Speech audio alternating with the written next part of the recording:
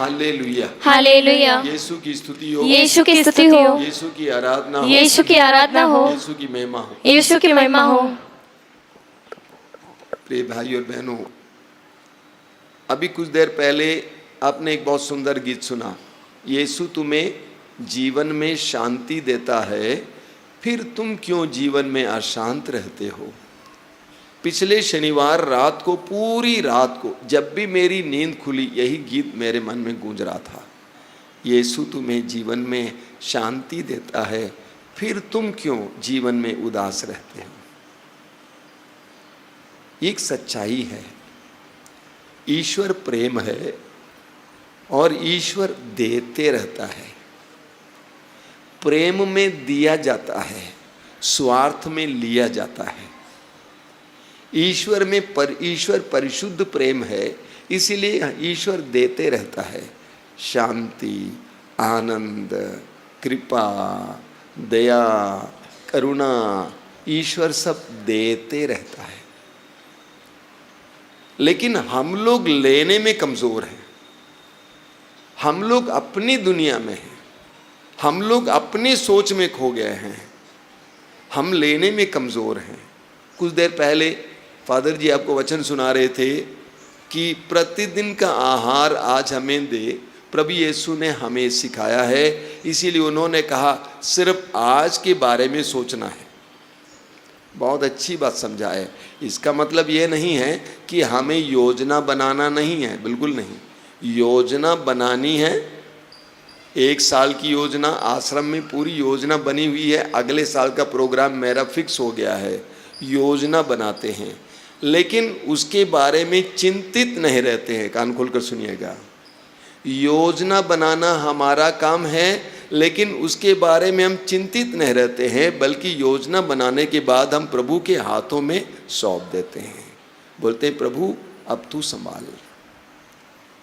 परिवार के बारे में सोचना जरूरी है, बिना सोचे कैसे हो सकता है, लेकिन परिवार के बारे में चिंतित नहीं रहना है।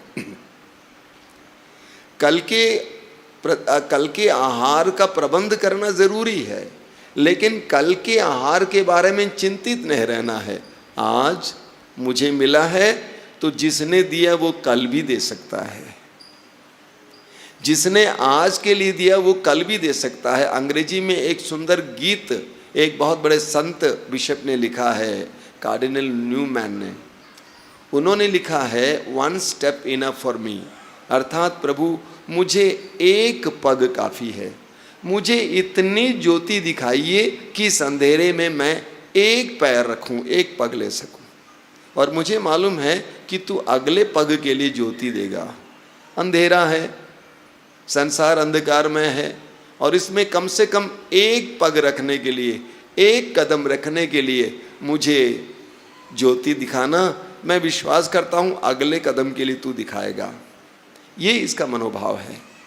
हमें हमेशा विश्वास करना है कि जिस प्रभु ने आज के लिए प्रबंध किया, कल भी प्रबंध करने में समर्थ हैं। इस आश्रम में रहते हुए मैंने सीखा है।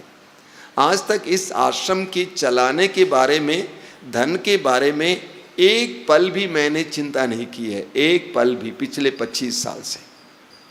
क्योंकि मुझे मालूम है जिस प्रभु ने आज मेरे लिए प्रबंध किया, वह कल के लिए भी प्रबंध करने में सक्षम है, समर्थ हैं। यही वचन का मतलब था। आज सुबह एक युवक मेरे पास आया, अपना प्रिय पुत्र है, अपने जीवन की कुछ समस्याओं से परेशान है, कुछ अशांत हैं। मैंने उसके लिए प्रार्थना की और उससे पूछा, ये तुम्हारे चेहरे पर निराशा क्यों? ये निराशा कहाँ से आई? एक विश्वासी के चेहरे पर निराशा कहाँ से आई? एक प्रार्थना करने वाले के चेहरे पर निराशा कहाँ से आई? प्रार्थना और निराशा एक साथ कैसे जा सकते? निराशा अविश्वास का चिन्ह है, निराशा प्रार्थना रहितता का चिन्ह है। ये निराशा कैसे तेरे चेहरे पे? दुख हो सकता है, लेकिन निराशा कतई नहीं होनी चाहिए। बहुत सुंदर वचन है, याकूब का पत्र अध्याय 1 वाक्य 6 और 7। याकूब का पत्र अध्याय 6 वाक्य 6 और 7। वहाँ पे क्या लिखा हुआ है?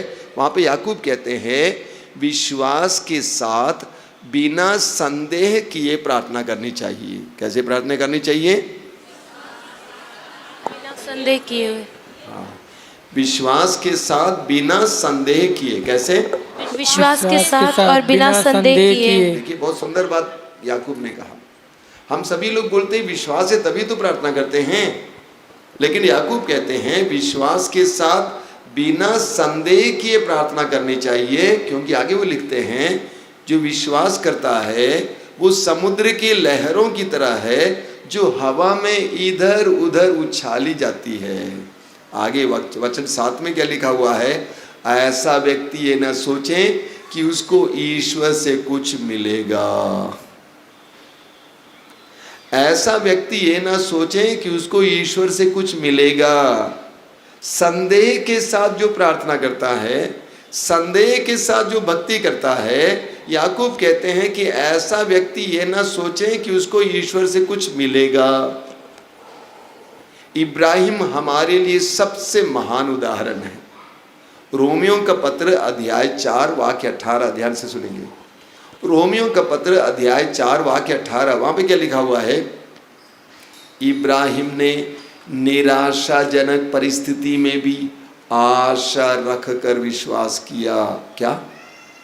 इब्राहिम ने निराशाजनक परिस्थिति में भी आशा रखकर विश्वास किया। सब लोग बोलिए, इब्राहिम ने निराशाजनक परिस्थिति में भी आशा रखकर विश्वास। देखिए बहुत जबरदस्त है। निराशाजनक परिस्थिति में भी आशा रखकर। निराशाजनक परिस्थिति क्या थी इब्राहिम की? वाक्य 19 में लिखा हुआ है इब्राहिम 100 साल का हो गया था। इब्राहिम की पत्नी सारा बांझ थी, उसका कोई बच्चा नहीं था, लेकिन तब भी उस निराशाजनक परिस्थिति में भी इब्राहिम ने आशा रखकर विश्वास किया। नतीजा मालूम? अगले वर्ष 100 साल की उम्र में इब्राहिम को एक संतान मिलती है। इब्राहिम ने निराशाजनक परिस्थिति में भी आशा रखकर विश्वास किया। एक विश्वासी को यह करना होगा, निराशाजनक परिस्थिति में भी आशा रखकर विश्वास करना। एक विश्वासी को कभी पूछना नहीं है होगा कि नहीं होगा। एक विश्वासी एक ही बात कहता है, होगा होगा होगा। इब्राहिम ने 24 साल तक इस तरह विश्वास किया, मुझे एक संतान मिलेगी मिलेगी मिलेगी मिलेगी। और इसीलिए इब्राहिम के विश्वास के लिए ईश्वर ने प्रतिफल के रूप में इसहाक एक बेटा दिया। बोलिए hallelujah hallelujah hallelujah hallelujah hallelujah hallelujah hallelujah hallelujah hallelujah. Hallelujah. प्रभु यीशु इस संसार में आशा का संदेश लेकर आए हैं। पूरे सुसमाचारों में हम पढ़ेंगे कि प्रभु यीशु ने आशा का संदेश सुनाया। प्रभु यीशु ने किसी को निराश नहीं किया, सबको आशा दी। इसीलिए जब प्रभु यीशु का जन्म हुआ था उसके बारे में इस्यास नबी अध्याय 9 वाक्य 1 में लिखा हुआ है। बहुत सुंदर वचन है। क्या लिखा हुआ है? अंधकार में भटकने वाले लोगों ने एक महती ज्योति देखी है। अंधकारमय प्रदेश में रहने वालों पर ज्योति का उदय हुआ है। लोग अंधेरे में थे, लोग निराशा में थे, लोग पीड़ाओं में थे, लोग विभिन्न प्रकार की परेशानियों में थे। वचन में लिखा हुआ है एक ज्योति का उदय हुआ है। यीशु के जन्म के द्वारा संसार को एक आशा का संदेश मिला है। यीशु के द्वारा पूरे संसार को आशा का संदेश दिया गया है। इसीलिए आप पढ़ेंगे लूकास के सुसमाचार के अध्याय 2 उसके वाक्य 10 और 11 में, जब प्रभु का जन्म हुआ, जो गडेरिये भेड़ों की रखवाली कर रहे थे, उन गडेरियों से स्वर्गदूतों ने क्या कहा? डरिए नहीं, आप सभी लोगों के लिए हम आनंद का संदेश लाए हैं। वो आनंद का संदेश क्या है? कि आपके मुक्तिदाता का जन्म दाऊद के नगर में हुआ है। प्रभु यीशु इस संसार में निराश लोगों को आशा देने के लिए आए हैं। उनके समूचे सुसमाचार आशा के सुसमाचार हैं। यहाँ पर जो भी आते हैं उनको आशा का सुसमाचार सुनाया जाता है। इसीलिए मंच के सामने आप देखते हैं मोटे अक्षरों में लिखा हुआ, क्या लिखा हुआ है? थके मांदी और बोझ से दबे हुए लोगों, तुम सब मेरे पास आओ, मैं तुम्हें विश्राम दूंगा। तुम कितने ही थके हुआ क्यों ना हो, बोझ से दबे हुए क्यों ना हो, प्रभु कहते हैं मैं तुम्हें विश्राम दूंगा। तो प्रभु यीशु हमें आशा का संदेश सुनाते हैं। यीशु के बारे में प्रभु यीशु के जन्म से करीब 500 साल पहले इस्यास नबी के ग्रंथ के अध्याय 42 उसके वाक्य 3 में लिखा हुआ है। इस्यास नबी अध्याय 42 वाक्य 3 में लिखा हुआ है, क्या लिखा हुआ है, वह कुचले हुए सरकंडे को नहीं तोड़ेगा, वह कुचले हुए सरकंडे को नहीं तोड़ेगा और धुमाती बत्ती को नहीं बुझाएगा। देखिए प्रभु यीशु के बारे में बताया गया है कि वह कुचले हुए सरकंडे को नहीं तोड़ेगा। एक सरकंडा, एक लकड़ी जो टूटी फूटी है, गिरने वाली है, उसको तोड़ेगा नहीं बल्कि सीधा करने का प्रयास करेगा। धुआंती बत्ती, जिस बत्ती में लौ खत्म हो गई है और जलना खत्म हो रहा है, उसमें से धुआं निकल रहा है, उसको बुझाएगा नहीं, उसको भी किसी तरह से जलाने का प्रयास करेगा। प्रभु यीशु के सुसमाचार में पूरा यही पढ़ने को मिलता है। प्रभु ने लोगों को जीवन दिया। यूहन्ना का सुसमाचार उसके अध्याय 8 में हम पढ़ते हैं। यूहन्ना के सुसमाचार के अध्याय 8 में वहाँ प्रभु यीशु के सामने कुछ शास्त्री लोग एक नारी को लेके आते हैं जो व्यभिचार में पकड़ी गई थी, और उस जमाने के अनुसार व्यभिचार में पकड़ी गई नारी को पत्थरों से मार डाला जाना चाहिए था। और प्रभु यीशु के सामने ऐसी नारी को लाया गया और उन्होंने प्रभु से पूछा कि क्या करें, इसको मार डालें या इसको छोड़ दें। प्रभु मौन रहे, प्रभु ने कोई जवाब नहीं दिया। कुछ देर के बाद वे परेशान करते रहे, प्रभु यीशु को उकसाते रहे। तो प्रभु ने कहा, तुम में से जो निष्पाप है वो पहला पत्थर मारे। सभी लोग चले गए, सभी लोग चले गए और नारी बचाई गई।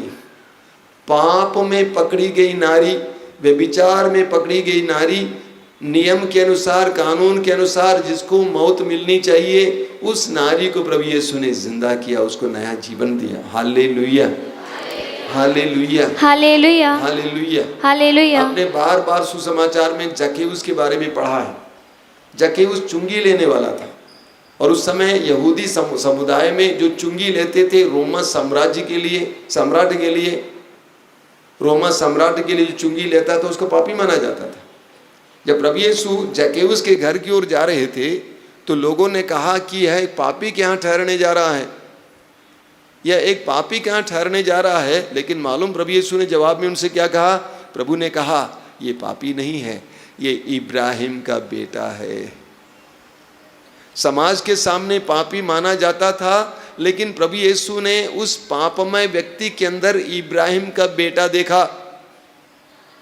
प्रभु ने कहा, ये पापी नहीं है बल्कि इब्राहिम का बेटा है। प्रभु ने उस समाज से अलग, समाज द्वारा तिरस्कृत व्यक्ति को महान समझा। बोलिए hallelujah, hallelujah, hallelujah, hallelujah, hallelujah, hallelujah, hallelujah. तो प्रभु यीशु ने जक्केउस को ईश्वर का बेटा ना कि इब्राहिम का बेटा का, उस समय ईश्वर का बेटा कहना अपराध माना जाता था, ईशनिंदा मानी जाती थी। सुसमाचारों में बार बार हमें इसी तरह पढ़ने को मिलता है। प्रभु यीशु ने पापियों को सहारा दिया, उनको बर्बाद नहीं होने दिया, समाज द्वारा तिरस्कृत किया जाना, मार डाला जाना नहीं दिया, बल्कि प्रभु ने सहारा दिया। सुसमाचार में हम पढ़ते हैं कई पापी यीशु के पास आते थे, यीशु पापियों के साथ बैठकर खाते थे। वेश्याएं यीशु के पास आती थी, समाज के बुरी मानी जाने वाली नारियां यीशु के पास आती थी, लेकिन यीशु ने उनको दंड नहीं दिया बल्कि उनको सहारा दिया, उनको प्रोत्साहित किया जीने के लिए। तो प्रभु यीशु इस संसार में निराशा लेकर नहीं बल्कि आशा लेकर आए हैं। तुम जी सकते हो, कोई बात नहीं, तुमने इतना बड़ा पाप किया लेकिन तुम जी सकते हो। लेकिन ठीक इसके विपरीत शैतान क्या करता है? शैतान हमें निराशा से भरना चाहता है। शैतान हमारे मन में लगातार निराशा भरना चाहता है। आप यहाँ पे आके प्रार्थना करके निकलते हैं, आपके अंदर आशा आ जाती है, हिम्मत आ जाती है, विश्वास आ जाता है। गेट से बाहर निकलते ही शैतान आपको परेशान करने लगता, दूसरों के जरिए या सीधे, अरे ऐसा थोड़ी होगा, नहीं हो सकता है, कौन चंगा हुआ है, क्या हो सकता है, तुम्हारी ज़िंदगी नहीं बदलेगी। शैतान हमेशा हमारे मन में निराशा भरते रहता है। इसीलिए मैंने उस भाई से पूछा, ये निराशा कहाँ से आई? निराशा ईश्वर से नहीं आता है, ध्यान से सुनिए, निराशा ईश्वर से नहीं आती है बल्कि निराशा शैतान से आती है। अर्थात आपके जीवन में आप निराश हैं, इसका मतलब अभी आप शैतान के वश में हैं। प्रभु हमेशा आशा देते हैं, प्रभु हमेशा आशा देते हैं, लेकिन शैतान हमें हमारे पापों के बारे में, हमारी बुराइयों के बारे में, हमारी दुर्बलताओं के बारे में, हमारे जीवन की कमियों के बारे में बार बार याद दिलाकर हमें परेशान करता है, हमें सताते रहता है। तुम्हारे पास एक बच्चा नहीं है, देखो अन्य लोगों को देखो, पड़ोस के लोगों को देखो, उनका जीवन कैसा देखो, तुम्हारे पास इतनी गरीबी है, बगल वाले को देखो। शैतान हमेशा हमें परेशान करते रहता है। प्रकाशना ग्रंथ अध्याय 12 में शैतान के बारे में पढ़ते हैं कि शैतान अभियोग लगाने वाला है, हम पर दोष लगाने वाला है। ईश्वर हम पर दोष नहीं लगाता है। योहन का सुसमाचार अध्याय 3 वाक्य 17 में प्रभु यीशु कहते हैं, ईश्वर ने अपने पुत्र को इस संसार में इसीलिए नहीं भेजा कि वो संसार को दोषी ठहराए, बल्कि उससे संसार को उसके द्वारा मुक्ति मिले। तो प्रभु यीशु इस संसार में दोषी ठहराने नहीं आए, बल्कि शैतान, कान खोलकर सुनिएगा प्लीज़, कान खोलकर सुनिए, शैतान हर समय आपके किए हुए अपराधों पापों के बारे में याद दिला दिलाकर आपको सताते रहता है। तुमने शराब पिया, नहीं पीना चाहिए था, देखो तुम्हारे बच्चों को, बार बार आपको सताता है ताकि आपको गिराएं, तोड़ें, मरोड़ें, ख़त्म करें। यही तो किया यूदस के साथ। प्रभु यीशु का शिष्य यूदस चांदी के 30 सिक्कों के लिए यीशु को पकड़वा दिया था, लेकिन उसको उसके बाद ग्लानि हुई। उसने सोचा कि मैंने क्या किया, मैंने अपराध किया, और शैतान ने उसको परेशान किया और अपने को सह नहीं पाया, अपने को झेल नहीं पाया, अपने को क्षमा नहीं कर पाया कि मैंने गलत किया, मैंने गलत किया, मैंने गलत किया, मैंने गलत किया। उसने जाकर आत्महत्या की। शैतान हमारे जीवन में भी यही करने चाहता है। शैतान हमारे जीवन में भी हमेशा निराशा भरना चाहता है। निराशा परिस्थिति के बारे में, घर के बारे में, पति के बारे में, पत्नी के बारे में, भविष्य के बारे में, नौकरी के बारे में, बच्चों के बारे में, हमारे अंदर हमेशा निराशा भर भर के हमें बर्बाद करना चाहता है, हमारे विश्वास को तोड़ना चाहता है। लेकिन प्रभु यीशु हमें जीवन देते हैं। अब देखिए, यूदस ने अपने आप को दोषी ठहराया, मार डाला। दूसरी ओर देखिए, प्रभु यीशु क्या करते हैं, बंद कमरे में पड़े हुए शिष्यों के पास चले जाते हैं। प्रभु यीशु के अन्य शिष्य डर के मारे, संकोच के मारे, दोष भावना के मारे कमरे में बंद पड़े हुए थे, और वहाँ पे पड़े हुए हैं, एक दूसरे से बात तक नहीं कर रहे हैं, निराश हैं, उदास हैं। प्रभु यीशु में प्रवेश करते, पुनर्जीवित यीशु प्रवेश करते हैं और कहते हैं, तुम्हें शांति मिले, तुम्हें शांति मिले। अर्थात घबराओ मत, तुमने गलत किया, कोई बात नहीं, तुम्हें शांति मिले। प्रभु यीशु इस संसार में हमें हमेशा शांति, आशा प्रदान करने के लिए आए हैं। Hallelujah, hallelujah, hallelujah, hallelujah, hallelujah, hallelujah, hallelujah. Hallelujah. मत्ती के सुसमाचार के अध्याय 8 उसके वाक्य 1 और 2 में हम पढ़ते हैं। मत्ती के सुसमाचार अध्याय 8 वाक्य 1 और 2 में वचन कहता है कि एक कोढ़ी यीशु के पास आया, एक कोढ़ी यीशु के पास आया और उसने यीशु से कहा, आप चाहें तो मुझे शुद्ध कर सकते हैं, आप चाहें तो मुझे शुद्ध कर सकते हैं। और प्रभु ने क्या कहा आपको मालूम? प्रभु ने कहा, मैं यही चाहता हूँ, शुद्ध हो जाओ। बहुत गहरी बात है। प्रभु कहते हैं कि बेटा, मैं तो यही चाहता हूँ, तुम शुद्ध हो जाओ। मैं तुम्हारी बुराई नहीं चाहता हूँ, मैं तुम्हारा दुख नहीं चाहता हूँ, मैं तो चाहता हूँ तुम शुद्ध हो जाओ। ये मेरी चाह है। मैं हमेशा सबके लिए यही चाहता हूँ कि सभी लोग शुद्ध हो जाएं, सभी लोग पवित्र हो जाएं, सभी लोग चंगे हो जाएं। तो प्रभु यीशु हमारे प्रति हमेशा सकारात्मक मनोभाव रखते हैं। आगे हम पढ़ेंगे योहन का सुसमाचार अध्याय 5। योहन के सुसमाचार के अध्याय 5 में शुरुआत में हम पढ़ते हैं कि प्रभु यीशु यरूशलेम मंदिर के पास एक कुंड था, उस कुंड का नाम था बेतसैदा। और कहा जाता है कि उस समय कभी कभी स्वर्गदूत उस कुंड के पानी में उतरता था और उस पानी को हिला देता था। जब स्वर्गदूत उस कुंड के पानी को हिला देता था, तो उस समय जो भी रोगी उसके अंदर उतरता था वो चंगाई प्राप्त करता था, ऐसा विश्वास था। इसीलिए उस कुंड के चारों ओर बड़ी संख्या में लोग पड़े हुए थे। उस कुंड के चारों ओर बड़ी संख्या में बीमार लोग पड़े हुए थे और प्रभु यीशु वहाँ पे आते हैं चारों ओर भ्रमण करते करते करते करते एक अर्धांग रोगी यानी जिसका शरीर सूख गया था, ऐसे रोगी के पास आकर खड़े हो जाते हैं। प्रभु ने उसको देखा। प्रभु को मालूम था कि वो 38 साल से रोगी था। कितने साल से? 38 साल से। 38 साल से वो चल फिर नहीं पाता था और वो उस कुंड के पास पड़ा हुआ था। प्रभु यीशु ने उससे जाकर पूछा कि तुम चंगा हो जाना चाहते हो? क्या तुम चंगा हो जाना चाहते हो? और उसने क्या जवाब दिया? उसने कहा, प्रभु मेरा कोई नहीं है, मेरा कोई नहीं है कि जिस समय स्वर्गदूत पानी को हिला देता है उस समय मुझे वहां तक पहुंचाए। निराश, उदास,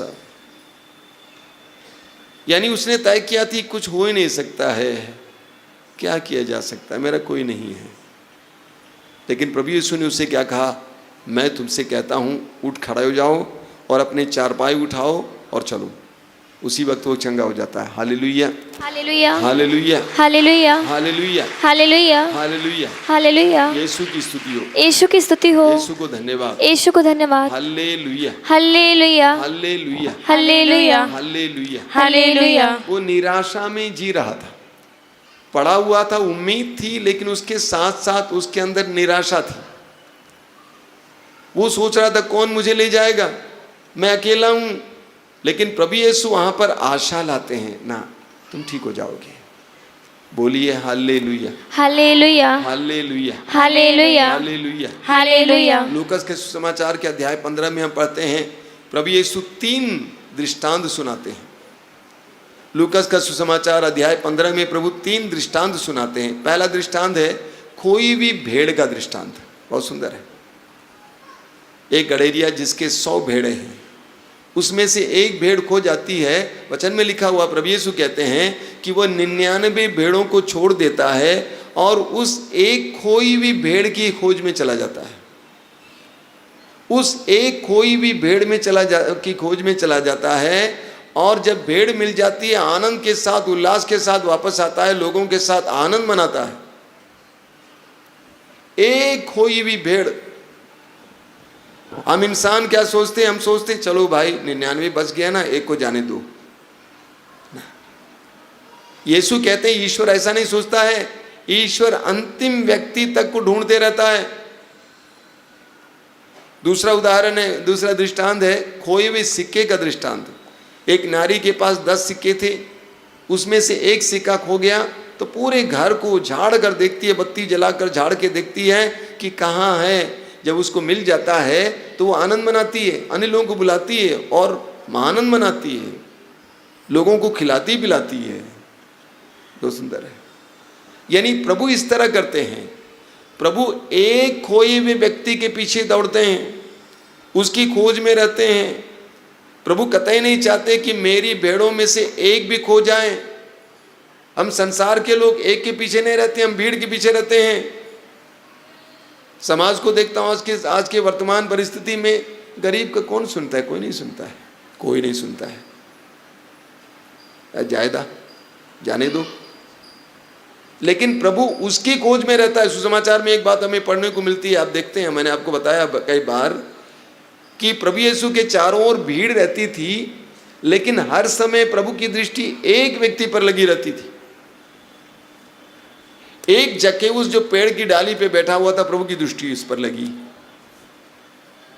हम पढ़ेंगे सुसमाचार में मार्कुस अध्याय 12 में यरूशलेम मंदिर में लोग दान डाल रहे थे, लेकिन प्रभु यीशु की दृष्टि उस पर पड़ी। किस पर? एक विधवा पर, गरीब विधवा पर, जिसने 1 रुपया डाल दिया। तो हमारे प्रभु एक ऐसे प्रभु हैं जो अंतिम व्यक्ति की खोज में रहते हैं, जो ये नहीं सोचते चलो 99 को लेके जाते हैं। बिल्कुल नहीं, वो एक खोई हुई भेड़ के पीछे जाते हैं। वो हमेशा आशा देते हैं हमें प्रभु कभी भी निराशा नहीं देते। इसीलिए जब भी आपके मन में निराशा आती है, आपको जानना चाहिए ये पवित्र आत्मा का काम नहीं है, ये शैतान का काम है। क्योंकि प्रभु यीशु हमेशा आशा देने वाले हैं। बोलिए hallelujah, hallelujah, hallelujah, hallelujah. Hallelujah. Yeshu की स्तुति हो, यीशु की स्तुति हो, यीशु को धन्यवाद, यीशु को धन्यवाद, यीशु की आराधना हो। यीशु की आराधना हो। मैं आपके सामने छोटे छोटे उदाहरण रख रहा हूँ। यूहन्ना का सुसमाचार उसके अध्याय 11 में लाजरुस के बारे में आप बार बार पढ़ते हैं। लाजरुस मर चुका था, आज चौथा दिन है। प्रभु यीशु चौथे दिन आते हैं और प्रभु यीशु लोगों से कहते हैं कब्र के सामने जो पत्थर उसे हटाओ। और लाजरुस की बहन मार्था कहती है कि प्रभु आज चौथा दिन है, दुर्गंध आती होगी। तो प्रभु ने कहा क्या मैंने तुम्हें यह नहीं कहा यदि तुम विश्वास करोगे तो तुम परमेश्वर की महिमा देखोगी। मार्था कह रही है कि मेरा भाई मर चुका है, उसकी लाश सड़ चुकी है, लेकिन प्रभु यीशु उसके परे जाते हैं। ऐसी अवस्था में भी, ऐसी परिस्थिति में भी प्रभु यीशु आशा लाते हैं। प्रभु कहते हैं ऐसी परिस्थिति में भी यदि तुम विश्वास करोगी तो तुम परमेश्वर की महिमा देखोगी। मैं जानता हूं मार्था कि तुम्हारे भाई की लाश सड़ चुकी है, उसमें से दुर्गंध आएगी, लेकिन इसके बावजूद यदि तुम विश्वास करोगी तो तुम परमेश्वर की महिमा देखोगी। परिस्थितियां कितनी भी विकट क्यों न हो गई हों, परिस्थिति कितनी ही खराब क्यों न हो गई हों, ऐसी परिस्थिति में भी प्रभु यीशु कहते हैं यदि तुम विश्वास करोगी तो तुम परमेश्वर की महिमा देखोगी। यानी प्रभु यीशु कठिन से कठिन परिस्थिति, खराब से खराब परिस्थिति में आशा लाते हैं। मार्कुस अध्याय 5 में आप पढ़ेंगे, जायरूस नामक एक अधिकारी थे, उनकी बेटी मर चुकी थी और उन्होंने प्रभु को बुलाने आया था कि मेरी बेटी गंभीर रूप से बीमार है, आइए और उसको चंगा कीजिए। प्रभु उनके घर की ओर जा रहे हैं, रास्ते में कुछ नौकर लोग आ जाते हैं उनके घर से और कहते हैं कि आपकी बेटी मर गई है, अब क्या फ़ायदा है, गुरुवार को तंग मत कीजिए। लेकिन प्रभु ने नौकरों की आवाज़ को सुना, उसके बाद उस भाई से कहा डरिए नहीं, बस विश्वास कीजिए, आपकी बेटी मर चुकी है, मैंने सुना, आपकी बेटी मर चुकी है, मैंने सुना, लेकिन मैं आपसे कहता हूं डरिए नहीं, बस विश्वास कीजिए। और प्रभु यीशु उनके घर में जाते हैं और उस बेटी को चंगा करते हैं, जिंदा करते हैं, हम जानते हैं। तो प्रभु यीशु हमारी खराब सी खराब परिस्थिति में भी हमसे यही कहते हैं निराश मत हो, निराश मत हो, आशा बनाए रखो, इब्राहिम की तरह आशा बनाए रखो। 100 साल की उम्र में भी इब्राहिम ने आशा बनाए रखा। वास्तव में समूचे यीशु की सारी शिक्षाएं आशा का शुभ संदेश है। हर व्यक्ति के लिए, रोगियों के लिए आशा, पापियों के लिए आशा, मरे हुओं के लिए आशा, खोए हुओं के लिए आशा। चिंता मत कर, रो मत। वचन में हम पढ़ते हैं, सुसमाचार में हम पढ़ते हैं, नाइम नामक एक नगर था, प्रभु यीशु वहाँ जा रहे थे। कुछ लोग एक लाश को ढोए हुए जा रहे थे। प्रभु ने लोगों से पूछा, लोगों ने कहा कि एक विधवा का एकमात्र बेटा है, विधवा का एकमात्र बेटा यानी उसका सहारा। प्रभु को बड़ा दुख हुआ, प्रभु ने रोका और उस विधवा से कहा कि रोइए मत। और प्रभु ने इस लड़के को जिंदा किया, उसकी माँ के हाथ में दे दिया। प्रभु यीशु सिर्फ सकारात्मक संदेश लेकर आए हैं, प्रभु यीशु सिर्फ आशा लेकर आए हैं। ध्यान से सुनिए, प्रभु यीशु सिर्फ आशा लेकर आए हैं। इसीलिए हम विश्वासियों के मन में कोई सवाल नहीं होना चाहिए होगा कि नहीं होगा। हमारा उत्तर यही है, होगा। आज नहीं तो कल, ये नहीं तो वो होगा। हम नहीं जानते क्या अच्छा है, मेरे लिए क्या अच्छा है मैं नहीं जानता। मैं सोचता हूँ ये अच्छा होता, अगर फलाने लड़के के साथ मेरी शादी होती तो अच्छा होता, ये आपका विचार है, लेकिन अच्छा होगा आप नहीं जानते हैं। हमेशा हम सोचते हैं ये अच्छा होता, लेकिन प्रभु जानते हैं कि हमारे लिए क्या अच्छा है। इसीलिए प्रभु यीशु हमें आशा का संदेश सुनाने के लिए आए हैं। हमारे जीवन में कभी भी निराशा नहीं होनी चाहिए।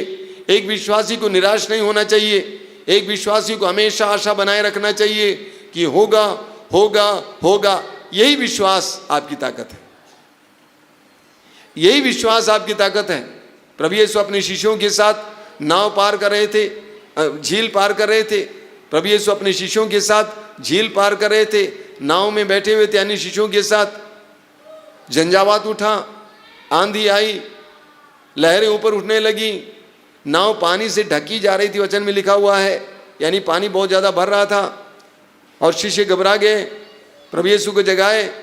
प्रभु यीशु ने जाकर आंधी को शांत किया और शिष्यों से कहा, रे अल्पविश्वासियों तुम क्यों डरे, रे अल्पविश्वासियों तुम क्यों डरते हो, विश्वास कर।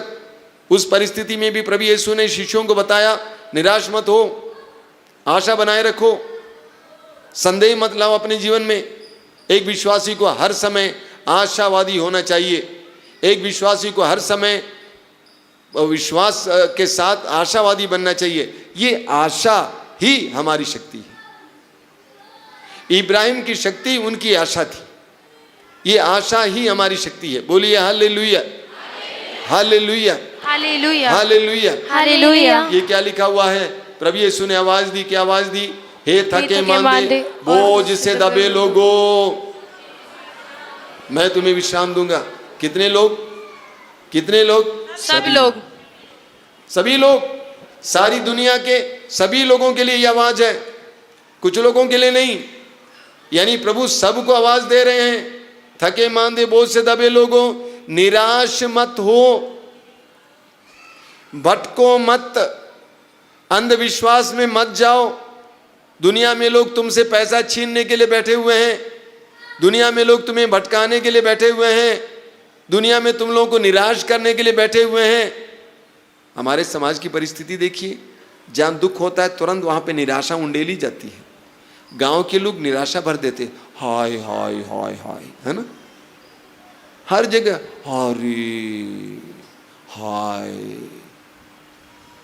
यानी आप दुखी हैं और उस दुख में और निराशा भर रहे हैं सब जगह। यहाँ की बात नहीं है, उत्तर प्रदेश की बात नहीं है, सर्वत्र ये देखने को मिलता है। दुनिया के लोग हमारी निराशा को बढ़ाने में लगे हुए हैं, बार बार याद दिलाएंगे, अरे तुम्हारे पति ने तुमको छोड़ दिया ना, अरे बाप रे क्या करें, बेटा मर गया ना, अरे बाप रे। यानी बार बार उसी बात को याद दिला दिलाकर आपके अंदर जो भरोसा है, जो हिम्मत है, उसको तोड़ने में दुनिया के लोग लगे हुए हैं। क्या मैं सच्चाई बोल रहा हूं कि झूठ बोल रहा हूं? सच है कि झूठ है? मेरा अनुभव यह है, चाहे पढ़े लिखे हो, अनपढ़ हो, कोई भी हो, धनी हो, कैसे भी हो, सर्वत्र मैंने देखा दुनिया के लोग हमारे जीवन में, हमारे दुखों में हमें सांत्वना देते हुए दिखाते हैं, लेकिन वास्तव में वे हमारे अंदर निराशा उंडेल रहे हैं। लेकिन प्रभु यीशु कहते हैं, थके मांदे बोझ से दबे लोगों, तुम सबके सब मेरे पास आओ, मैं तुम्हें विश्राम दूंगा। निराश मत हो, उदास मत हो, भटको मत, अंधविश्वासी मत बनो, मेरे पास आओ, मैं तुम्हें विश्राम दूंगा। यूहन्ना अध्याय 14 वाक्य 1, वहां पे क्या लिखा हुआ है? यूहन्ना अध्याय 14 वाक्य 1 में बार बार आपको मैं सुनाता हूं, वहां क्या लिखा हुआ है? तुम्हारा जी घबराए नहीं, ईश्वर में विश्वास करो और मुझ में भी विश्वास करो। बोलिए इस वचन को।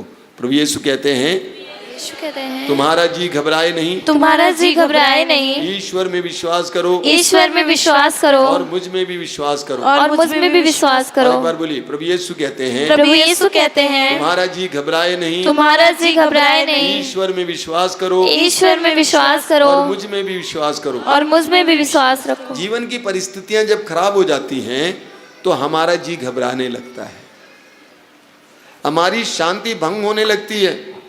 लेकिन प्रभु यीशु कहते हैं, तुम्हारा जी घबराए नहीं, ईश्वर में विश्वास करो, अपने विश्वास को बरकरार रखो, निराशा को आने मत दो। जरा भी निराशा आपके अंदर आ जाएगी, आपने जितना आज तक बनाए सब बिगड़ जाएगा।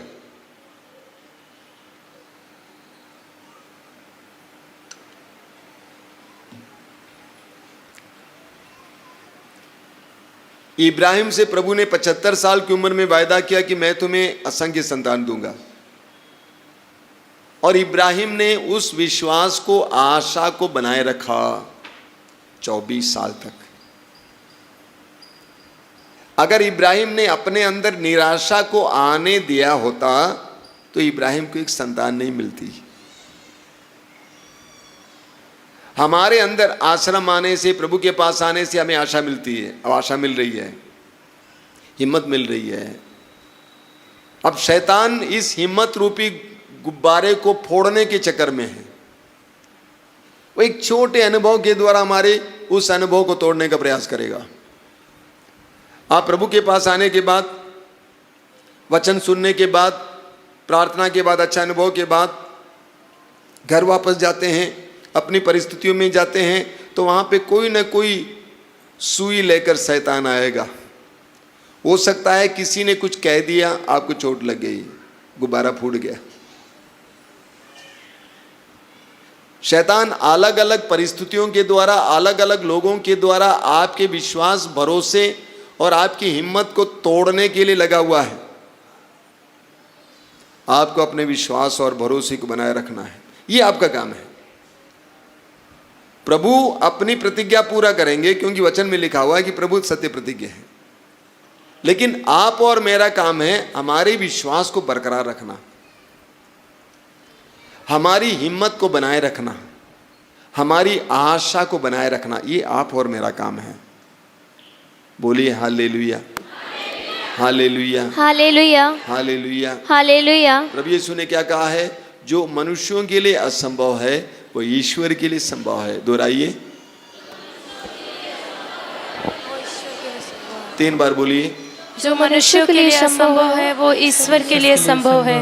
जो मनुष्यों के लिए असंभव है वो ईश्वर के लिए संभव है।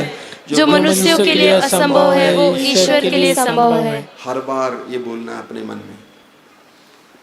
जब परिस्थितियां बिगड़ जाती हैं तुरंत बोलना है, जो मनुष्यों के लिए संभव है वो ईश्वर के लिए संभव है। एक वचन है जो मैंने आपको बार बार दिया है, फिलिपी अध्याय 4 वाक्य 6। इसको मैं अपने जीवन में बार बार इस्तेमाल करता हूँ। फिलिपी अध्याय 4 वाक्य 6 में क्या लिखा हुआ है?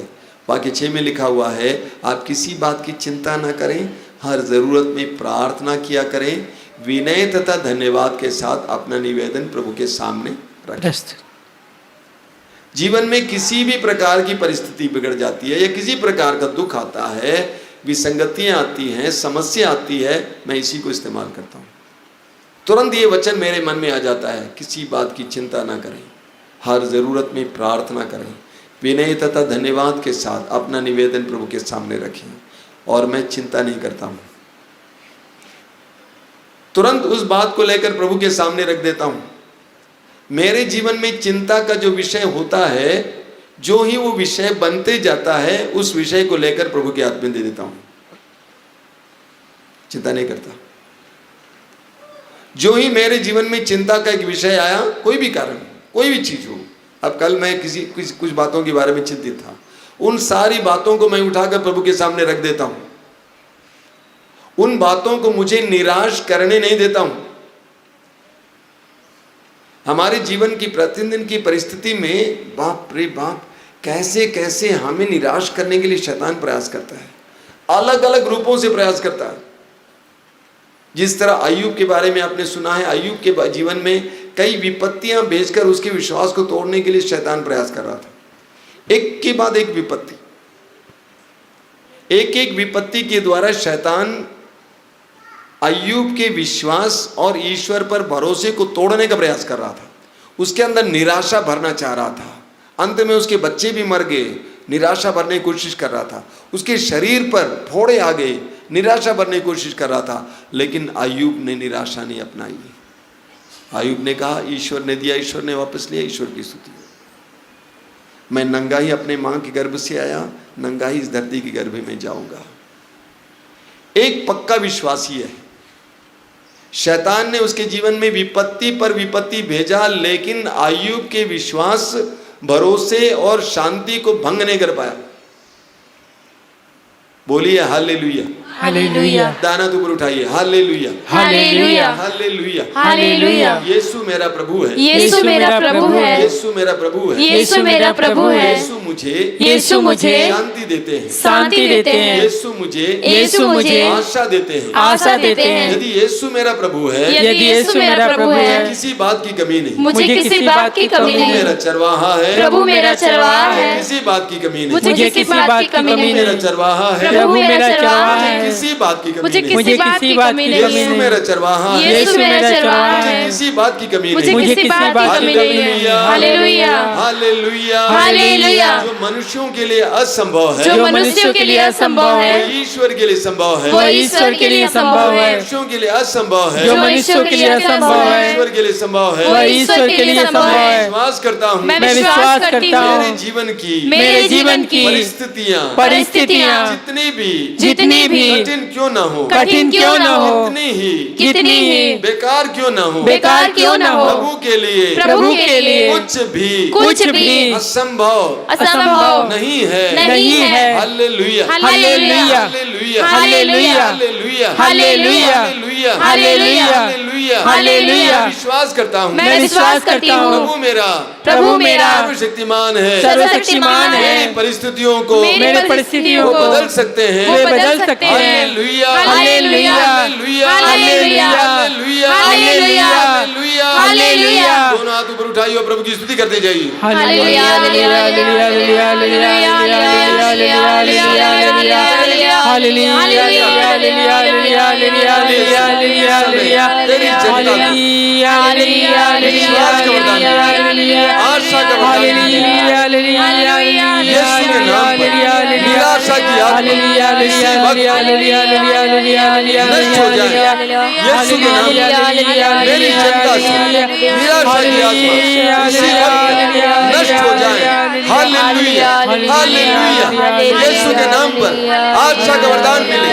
निराशा की आत्मा, उदासी की आत्मा, मैं तुम्हें आदेश देता हूँ, इस जनता को छोड़ के चले जाओ और यीशु के क्रूस के नीचे हमेशा हमेशा के लिए नष्ट हो जाओ, नष्ट हो जाओ, नष्ट हो जाओ, नष्ट हो जाओ, नष्ट हो जाओ, नष्ट हो जाओ, नष्ट हो जाओ, नष्ट हो जाओ।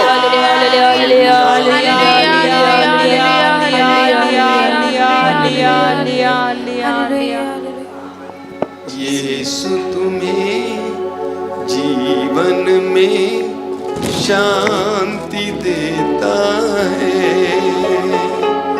यीशु तुम्हें जीवन में शांति देता है। फिर तुम क्यों जीवन में अशांत रहते हो? फिर तुम क्यों जीवन में अशांत रहते हो? यीशु तुम्हें जीवन में शांति देता है। यीशु तुम्हें जीवन में शांति देता है। फिर तुम क्यों जीवन में अशांत रहते हो? फिर तुम क्यों जीवन में अशांत रहते हो? जीवन के दुख संकट में भटकते हो। जीवन के दुख संकट में क्यों भटकते हो? जीवन के राहों में क्यों भटकते हो? जीवन की राहों में क्यों भटकते हो? यीशु तुम्हें जीवन में राह दिखाता है। यीशु तुम्हें जीवन में राह दिखाता है। फिर तुम क्यों जीवन में भटकते रहते हो? फिर तुम क्यों जीवन में भटकते रहते हो? यीशु तुम्हें जीवन में शांति देता है। यीशु तुम्हें जीवन में शांति देता है। फिर तुम क्यों जीवन में अशांत रहते हो? फिर तुम क्यों